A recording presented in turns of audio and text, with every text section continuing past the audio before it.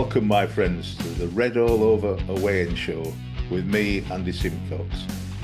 In this show, I'll be talking to friends old and new about their team who are due to face the mighty Reds shortly. We'll cover topics such as their team's formation, style of play, players to watch out for, strengths, weaknesses, their aspirations and hopes for this game and for the future. But before all that, let me tell you a story. Once upon a time, a long time ago in the annals of history, a 4-year-old boy was walking down Oakwell Lane, holding tightly onto his dad's hand. He was then lifted over the turnstile and they made their way around the ground to be able to watch the team. His dad put him on his shoulder on the cob so he could watch his heroes such as Barry Murphy, our longest serving player. Fast forward 60 odd years and that hero is still around as an ambassador of the club, and the cob is now an all-seater stand named after the legend, the Barry Murphy stand. That 4-year-old boy is now finally back on the away end. Enjoy the show. Roll the titles. To the away end then.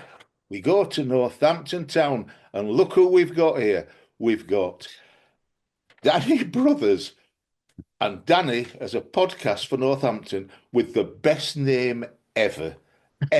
I thought Ale and the Vale was a great name for Port Vale fans.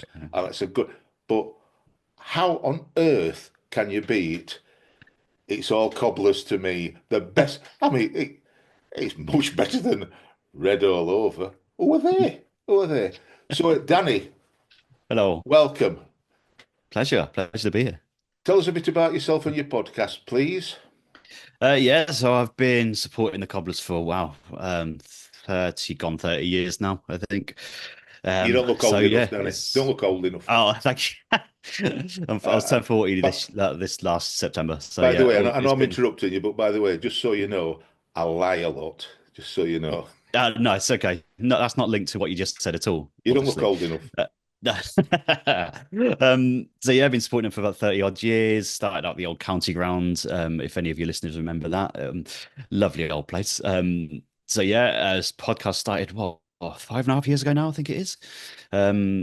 I've had some good times with the podcast. It's opened up quite a few doors with us with the club as well. Had some great laughs bringing in old players and stuff. So really kind of got going during COVID in terms of old players coming on, and a load of just amazing stories being told. You'll know this when you start a podcast, you don't imagine kind of where it will take you. Don't think where it will take you, but what it's done for us has been amazing as fans. You say to a younger version of yourself, this is what you'll be doing in a few years' time.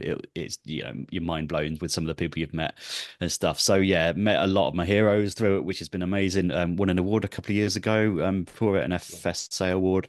Been nominated a few times. So it's just great. You'll know it's just amazing to be able to come on and talk about your club every week, and it's all good fun. So I didn't realise I would won awards. Didn't realise I was talking to podcast royalty. I'm assuming that it's all down to you, Danny, not the others on the podcast. It's absolutely not. No, it's mainly down to Charles, who is on me. Don't give anybody else any toffee. Lap it up yourself. Let's talk about Northampton for a bit, if you don't mind. I'm going to later on ask you about you and why you support them and all that stuff. But let's talk about the team themselves. Mm-hmm. Tell me about the formation and style of play, so what to look forward to. Yeah, I mean, look forward to is it's a stretch. But formation has definitely changed. So obviously, we've changed managers in December. So John Brady resigned in early December. So that's kind of changed things quite a lot, quite dramatically. The Christmas period was quite dour. We had a derby win completely out of the blue, beating that blue lot from down the road, Peterborough, who I'll refer to as that from now on. that was when we were managerless. So we're absolute club legend Ian Sampson stepped in to take charge of that game. He somehow pulled out a performance out of them to beat them at home. And then we lost 3 in a row over Christmas while we were looking for a new manager. Appointed Kevin Nolan just before Christmas. So he came on, Boxing Day was a bit of a crap show. We lost 4-1 at Reading, literally had no time to work with the players or anything. So we don't really take that into consideration when we're looking at it. It was just, everyone was a bit all over the place still. I think, half the players looked like they were hungover still, to be honest. So that was probably their Christmas dinners and stuff that went into that. Started for real at Shrewsbury. So we've only had 3 games under real, really sort of taking in the Kevin Nolan effect, so to speak, and it's improved dramatically in terms of the everybody. When you get a new manager, it's a lot of the time, it's especially at our level, it is going back to basics. So it is, though it's not pretty, it's particularly stylish, it's not ticky tacker, it's nothing to do with that. It's more get back to basics, get stuck in, do your defending right, and build from that. I think we're in that kind of stage at the moment where we're building from a base of a 3-5-2. Really, it's gone. We were playing 4-2-3-1 under Brady. Kevin Nolan's brought in a 3-5-2, made us a lot more solid, kept a couple of clean sheets, and basically just starting from scratch again and getting everyone trying to do basics, because before we were just all over the place in terms of passing, communicating with one another. It was completely all over the place. So it's kind of scrapping together what we've got, seeing what we've got, and we're still in a kind of period where we are just trying to get the absolute most of what we've got, which is not a lot. With I'm sure we'll come on to a lot of the injury stuff that's been going on this season, which is absolutely annihilated a lot of our team. We've lost so many players this season. We're down to about 11 or 12 fit first team players at the moment. So yeah, scrambling together what we've got and really fighting and battling for every point at the moment. Then it's working very well. Statistics are a very strange being sometimes. We often use them on our show. But you've got to counterbalance it. If you look at the statistics for Northampton, the last 7 games, you've scored 3 goals and conceded 16. Yes. You think, oh my God, we're going to beat you 6-0. It's going to be easy. We don't even need to turn up to win. That's what you think. Well, yeah, keep that in your head. I'd say. I know. Absolutely, yeah. I know. I know. Whereas we said, and we won't, as we said last night, unbeaten in the last 3 games, and that's since Kevin Nolan.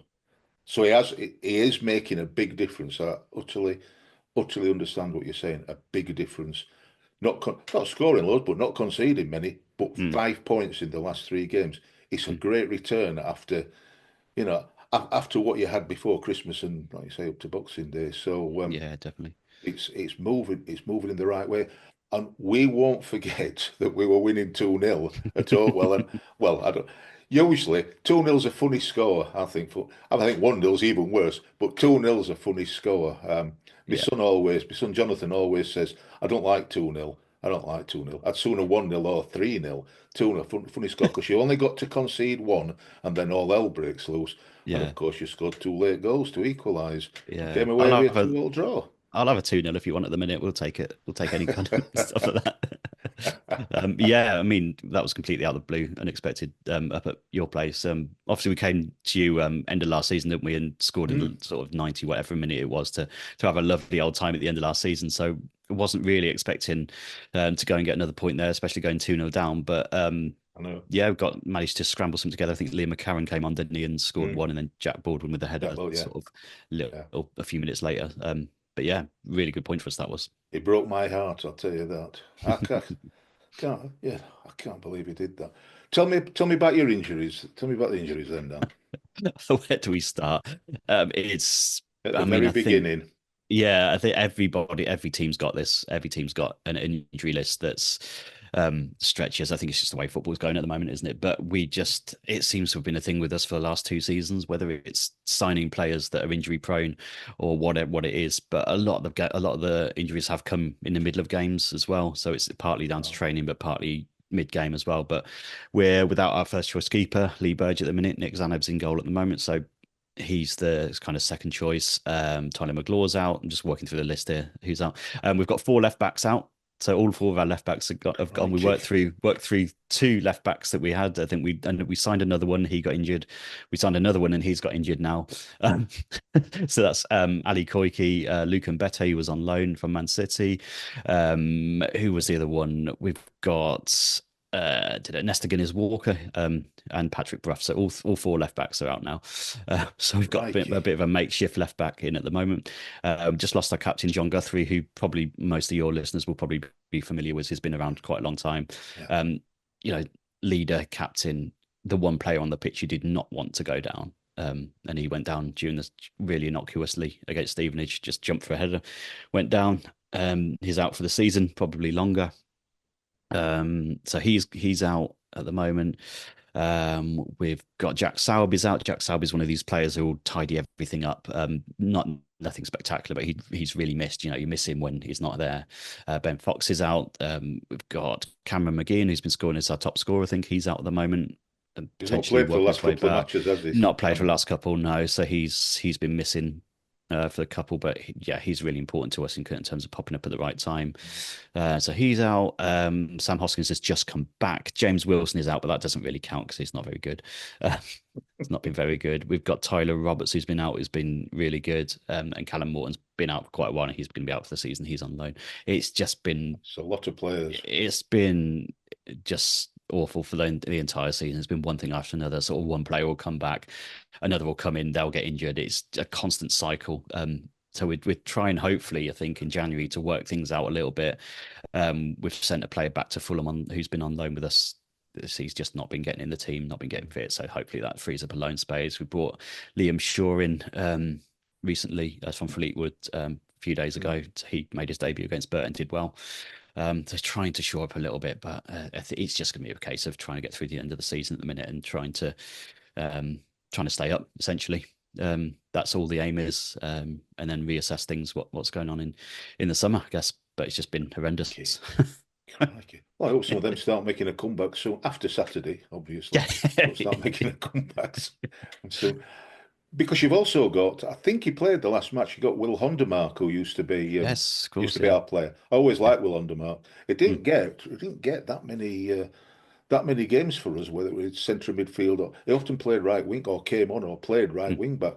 Rated him. I've spoken to him personally, and I think he's a nice guy, and he's I thought he's a decent footballer, got a good engine and all that. But yeah, young, he's young. He is still young, yeah, and I think did really well in League Two. Like you say, really interesting guy. Actually, he's really into his philosophy. I've spoke to him on a radio show we did. So he's a really kind of intelligent guy, really good guy, really down to earth person. He's flitted in and out. I think his form in League One. He does get lost a little bit in midfield sometimes, but the last few games in the Nolan, he's one of these ones that have really come to the fore. He works so hard and he gets forward. He's got energy. He's, when you've got an injury list like we have, we need someone in there who's going to carry the ball, who's going to be energetic at the very least and really put in an effort. And you can't say anything like that about him about that because he's been fantastic in that respect. It's interesting you say he played right wing back for you because I think. With the injury situation, with the formation we're playing now, that might be something we have to look at doing with him as well. Not let you down there. I promise you that he's got a good engine to get. Yeah, that's really interesting, actually. Yeah, so he's definitely got the engine for it, and one of these players you can rely on, hopefully. So it's just sometimes I think the quality lacks a little bit with him in League One when you come up against the bigger teams like yourselves. So we'll see what happens. Oh, don't try and lull me. I don't. We're just a small town in South Yorkshire. Don't try and bull us up into something we're not. There is a couple of players that I'm interested in that play for yourselves. I think you mentioned one. For me, I've always watched the career of Tom Eaves when he was at Hull, and I always felt he should be a striker that we should be considering because he's tall and strong in the air. But he's not scored many goals, has he? I don't know how he's been playing for you. But maybe we've dodged a bullet. I honestly don't know. No, it's a funny one with him because he's one of because he's so tall and because he puts himself about a bit.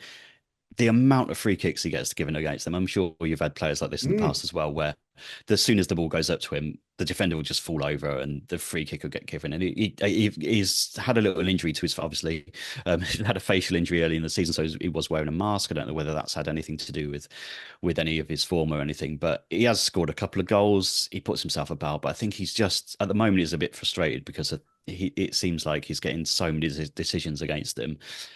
Potentially needs a little bit more support as well. He's the type of player who he's playing in kind of a forward position. He gets a little bit lonely up the top sometimes. Yeah. I think he needs a little bit more support, which he's started to get now. Sam Hoskins is back. He can get up and around him a bit. And what Tevin Nolan's trying to do is get more players around Tom Eaves at the front, which wasn't really happening before. So we're hoping that it will come good.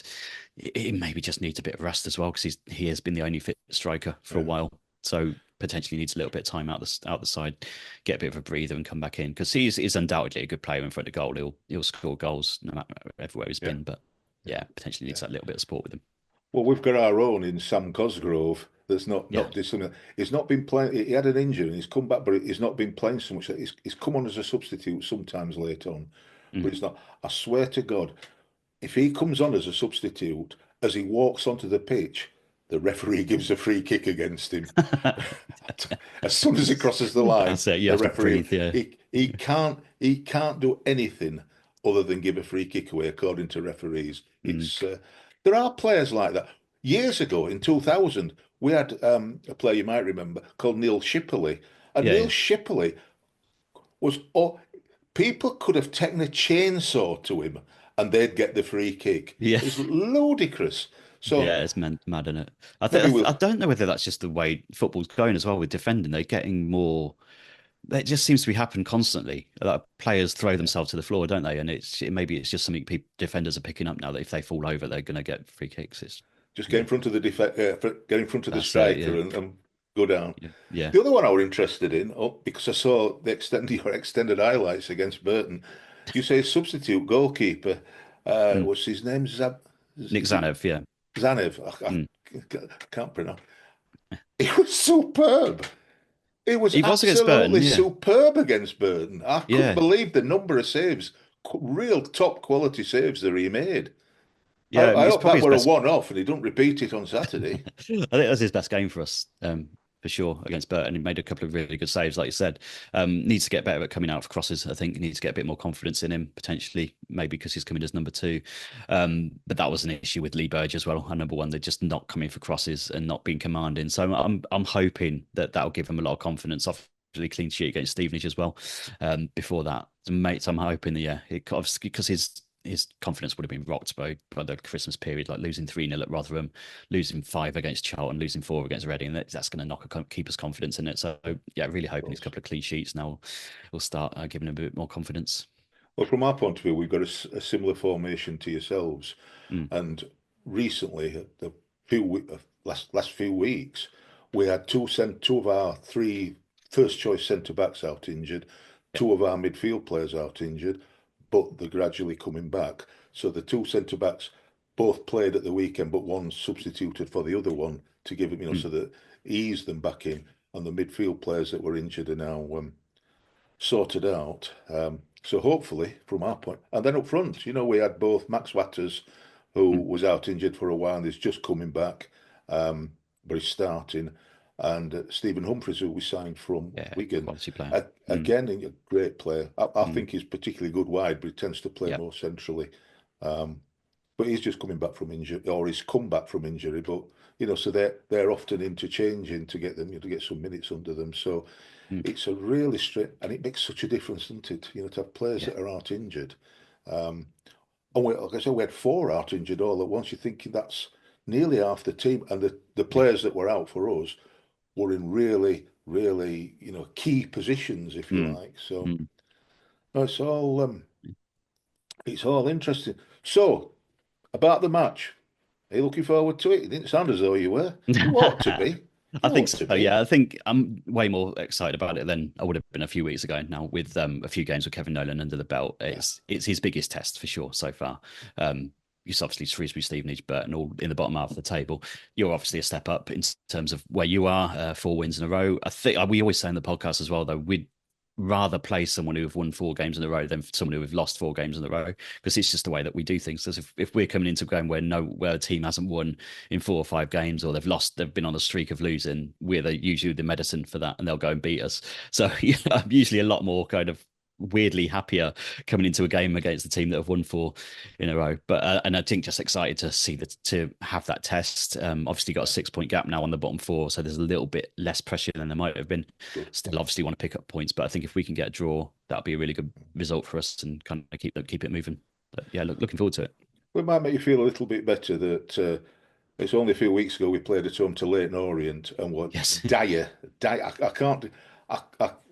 I think we had an instant reaction show straight after the game. I think I ranted. I think I can't even remember what I said. I think I just ranted. And he got them in, as I understand it, he got them in on the Sunday, and they had a heart to heart.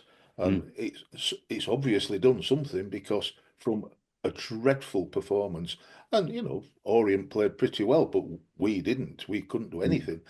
They've turned it round, and a great win at Bolton and mm, Peterborough, particularly Bolton, and a good win, a bit nervy at times, but a good win at home to Wrexham, easily into a 2-goal lead, and then we'll let them come back in the second half. They laid siege a little bit, conceded one, mm. but held them out, which is unlike we did against you, conceding a late goal.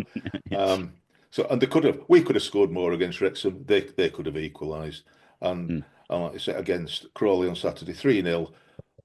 But don't be yes. fooled. We romped into 3-0 and were really good. Made some changes. Yeah. And the last 20 minutes, say something like that, we could have scored a couple more. Honestly, we could have done it. But they could have scored 3 goals. Mm, A couple of two or three great saves from our goalkeeper. They hit the post. So, it all sounds great. Oh, a nice, easy 3-0 win. It's not. mm. So there's always hope. Against Yes. Barnsley, there's always hope. Because we never do it easy. Never Yeah. do it easy. Yeah. So be interested for. So you said about the season that you hope it's the main thing is to stay up.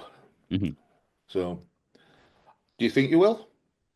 Oh, I don't know. It's difficult this season because I think last season we finished about 14th in the end, and there was a group of teams underneath us that a few of them were having really bad seasons for their level, kind of thing. You had the likes of Reading under there.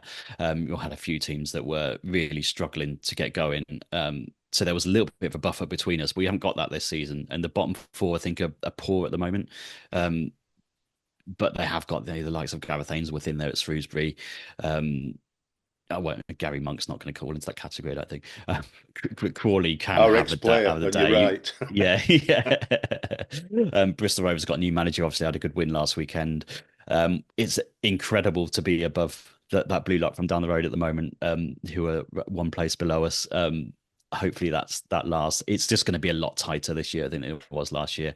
I think we can do it because I think the bottom 4 are struggling at the moment, even though they've got new managers. And I think maybe their bounce won't be as big enough as they need it to be. I think Bristol Rovers will get out of it now. And then I just don't see anybody above us who's going to drop down. Like all of the teams above us, like the Wigan, the Rotherham, Blackpool, Exeter, Stevenage, you don't see any of them having a bad enough run of form to drop. So it would be a case of hoping that the bottom 4 continue to be as bad as they are, and just hanging on and picking up points as and when we can. Well, we play Bristol Rovers away the game Yeah. after we play you, the following Saturday. So Mm. that's going to be interesting. The beat us on penalties in the cup. We could have scored 20, but could not put it in the net. I think we had 30 chances, 9 on target, and couldn't get a single goal. They held us out well. They blocked well, and Mm. then, as you know, very very recently we've beaten Peterborough at Peterborough, Yeah. and I was always thought there's always been a bit of whatever between us and Peterborough, because they think that we cheated with a number of years ago, that we cheated with Huddersfield to get a draw, so they went down instead of us. No, we didn't. No, we didn't. Well, we did a little bit because we found out that they'd conceded a goal very late on, and we were continuing to play. So both us and Huddersfield, if theirs had been, if they'd have lost, and ultimately they did, which is why they Yeah. went down. Um, but a risky game. Both us and Huddersfield needed that to stay up, at least a draw for both teams to stay up. And it, I think it's fair to say, injury time wasn't the most scintillating of of games, Excellent. and both sets of fans celebrated together, and Peterborough went down. And I don't think Nice. I've forgiven either club, us Yeah, particularly for some amazing. reason. Oh, But nice. I've Yeah. always Well, rated them as a team, 'cause they're a good attacking team. Clark Harris has gone, thank God, because he always scores against us. Um, but I tell you, I was shocked. I mean, I didn't know if it's a one-off or not, but they are low down. They were shocking against us. We beat them yeah. 3-1. Lucky to get it, for it only to be 3-1. They Mm. weren't very good at all, which No, was a bit defensively they're surprising. poor. I think that's the thing. I think they've Yeah, what they've done this season is try and buy loads of attacking players and write the season off almost, and then try and do defensively next season. It's just not worked out because they're so all over the place. Because they've got good, quick players as always, but they're just not doing it defensively, which is lovely. It's it is. enjoyable. Yeah. Long may they continue then. Yeah. Keep Darren Ferguson on his toes. Yes, yeah. Well, He Grant got a McCann will be bit back soon, I'm ratty. sure. Got a bit Yeah. ratty about us, I think it's fair to, and referees and what have you. Yeah, we'll Bit do that. ratty. But Yeah. Yeah. he's got his job to try and keep, hasn't he? Yeah. So, in a bit, I'm going to ask you about what your prediction for the game is. I'll ask you that. But beforehand, as I said before we started, we've got a couple of 11-year-olds, 11-year-old twins. They're actually called George and Isaac, but they're the sons of Silent Tom Webster, who records our instant reaction show, Nice. and they've got their own persona. They're not George and Isaac in real life. The stage name, if you could call it that, is Little Alan Andy, after me and Alan Smith, who's coming on your show very shortly. Yes. Yeah. So they're Little Alan Andy. So they stick their two penny in because they think they're going to take over from us, Danny. They think, Oh, two absolutely. Yeah. 70-year-olds, they're on the way out. We can take over. We're 11. If they can keep going for another few years till we get a little bit older, we can then swoop in and Hand take over. over Yeah. from the old folk. Sweet. So they're going to ask you, well, it's going to be four questions, to be honest. They're going to Excellent. ask you four questions. So I'm going to put them on. Oh, dear. It pains me. But, I have to suffer it, so I don't see why you shouldn't. I'm going to put them on to ask the first question. Who's your tumble down Ted? The one that's going down in the box like he's been shot by a sniper. That's a great question. Who's our tumble down Ted? I mean, getting to the box is a good thing at the moment if we can get near it in the first place. So that's good. Probably now he's back. Maybe Sam Hoskins Sam. might go down a little bit too easily. Maybe. Sometimes I don't think we've got anyone who dives as such. We haven't got any. Well, we used to have Charlie Good, who used to do it all the time at the other end. Maybe if you get to the box, I don't think anyone can get Tom Eaves on the floor. Defenders will just fall off him. So maybe Sam Hoskins, but no one really kind of blatantly, I don't think, at the moment, but we'll see. Okay, that's fine. I'll get him to ask the second question, and it's a poser. Well, get him to ask the second. So here they are. Why don't you support a good team? Yeah, like Liverpool or Manchester City. Or best of all, Barnsley. Told you there were scamps. Another great question. Told you. Best of all, Barnsley, that's the best bit. Why do I support? I mean, this is as I said before, the podcast. This is a question I ask all the time. A question my son asks all the time now when he comes. It's like, why? Why is this a thing for me? Why do I have to suffer this? Basically, so my dad took me to my first game at the county grounds, which was the old stadium. In the early 90s, I think it would have been. So it was an experience to a start. I just fell in love with it. Became our bonding thing to do. Me, my dad, my brother, my granddad for a while as well. So sort of all of us went to home games and just fell in love with it there, and it just never stopped.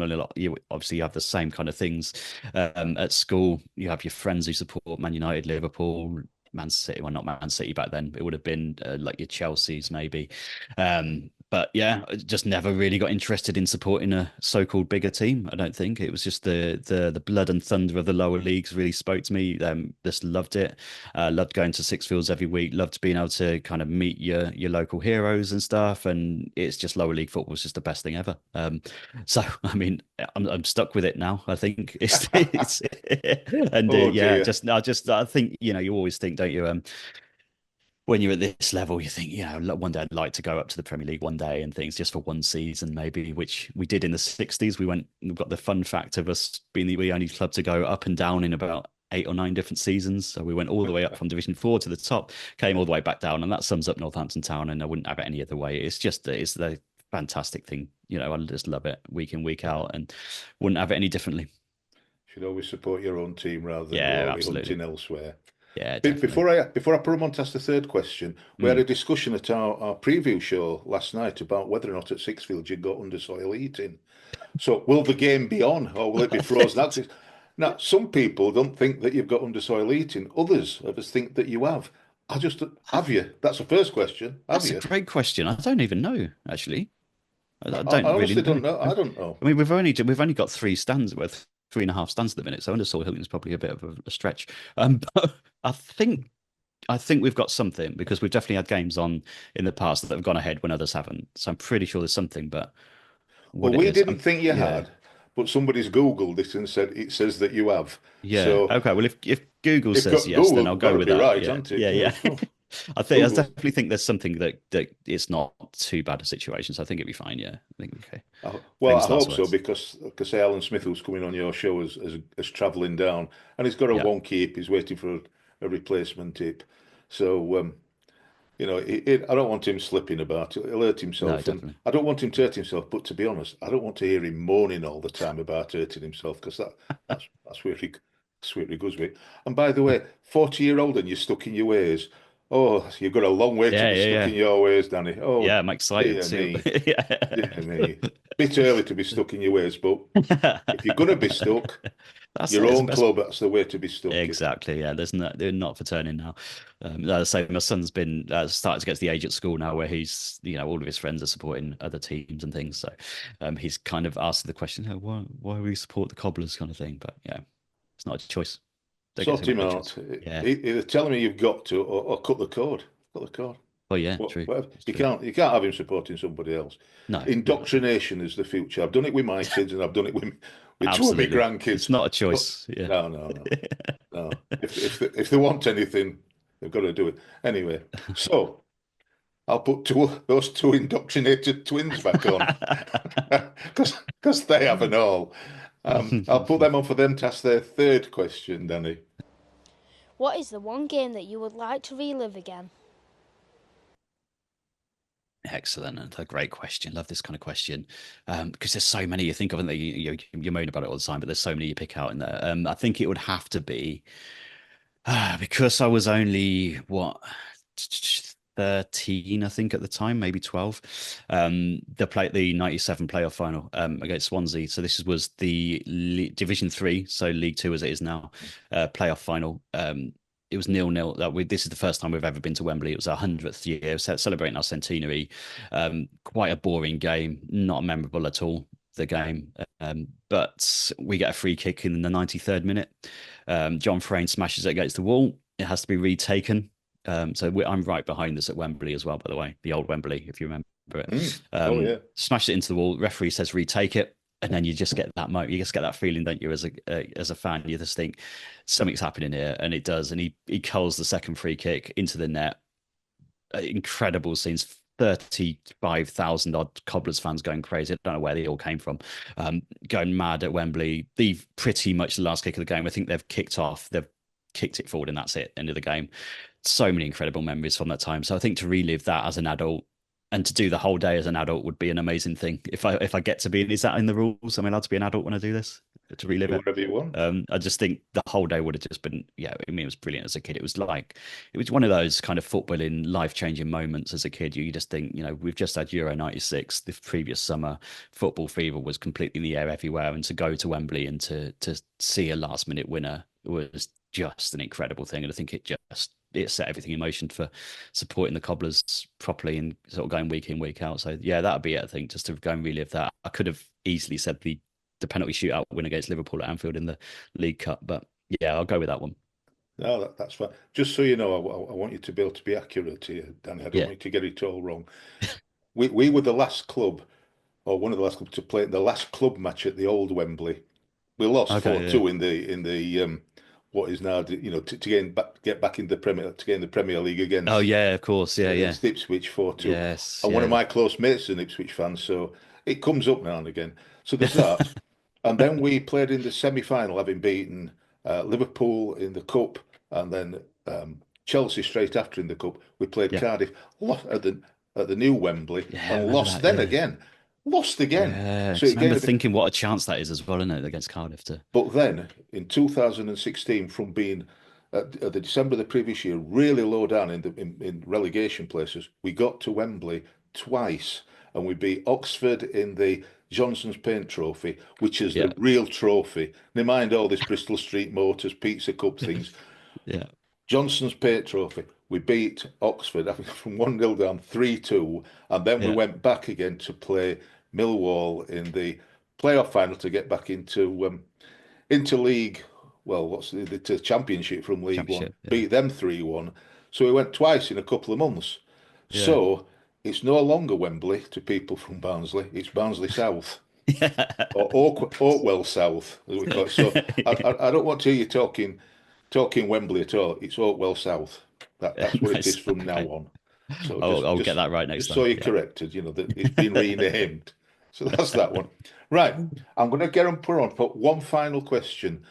They've got more, Danny, but I think one's more than enough for you to have to cope with, and certainly more enough for me to have to cope with. So I'm frankly sick of it. So I'll get them on for the last question. Otherwise, they'll kick off, and I don't want that. They're only 11, but they're getting a bit feisty. So I'll put them on for the last question. So here they are. Who is the best player that you have ever seen play for your club? Very close, this one, I think. Great question again. Last season we had a player called Mark Leonard in the middle of midfield who was absolutely phenomenal. And actually last game he played for us was at your place, so you would have seen him getting his him and Kim and Bowie getting their send off up at your place at the end of last season. Absolute genius on the ball. He's not getting half as much game time at Birmingham, predictably, as he was here. But he is I think probably the best player to ever play for us. It's so close between him and Martin Smith, because Martin Smith played for us early 2000s. Just absolute genius on the ball. And he's the type of player, Smith, that you grow up thinking that you're not going to see play for the Cobblers, because we play as we always played a certain way back then, and he came in and he was just an absolute genius on the ball. Top guy as well. Scored some great goals, quality, really important goals as well for us. So between those two, I think Martin Smith and Mark Leonard, I think time will probably tell in terms of what we look back on. But Leonard again was quality last season as well. So very much close between those two. Just before I ask you about your prediction for the game, can you think of any players that have played for both clubs other than Cam McGee and Will Hondermark? I can only think of two. We had a left back, and I think you had called George Smith. I think he played for you. I think. Oh yeah, briefly. I think yeah. You also had that played for us for Welsh international that played at the back of a back three on the left hand side. Louis Nyatanga, I think, played for you as well.